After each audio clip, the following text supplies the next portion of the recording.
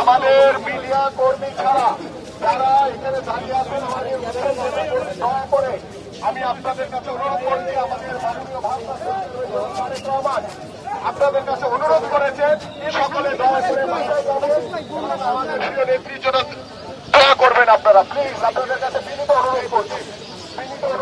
আমি বারবার বলছি আপনাদের কাছে যে আমাদের মিডিয়া কর্মী ছাড়া যারা রয়েছেন, সাংবাদিক ভাইরা ছাড়া সকল উদ্যোগ যারা আমাদের নেত্রীর জন্য এখানে এসছেন, আমাদের নেতৃবৃন্দ এসছেন, সকলের কাছে কিন্তু অনুরোধ করছি আপনারা বাসায় যাবেন, বাসায় গিয়ে আমাদের প্রিয় নেত্রীর জন্য দোয়া করেন এবং আপনারা ঘরে থেকে দোয়া করলে আমাদের নেত্রী ইনশাল্লাহ দ্রুত সুস্থ হয়ে আমাদের মাঝে আবার ফিরে আসবেন। আমি আপনাদের কাছে বিনীত অনুরোধ করছি আবারও।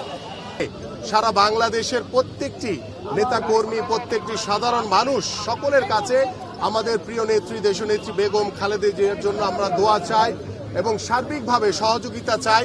এবং আজকে যারা হসপিটালে এখানে উৎসুক যারা সাধারণ মানুষ রয়েছেন, আমি তাদেরকে আহ্বান করব আপনারা নিজ নিজ ঘরে গিয়ে আমাদের প্রিয় নেত্রীর জন্য দোয়া করবেন, আল্লাহ পাক যাতে তাকে দ্রুত সুস্থতা দান করে।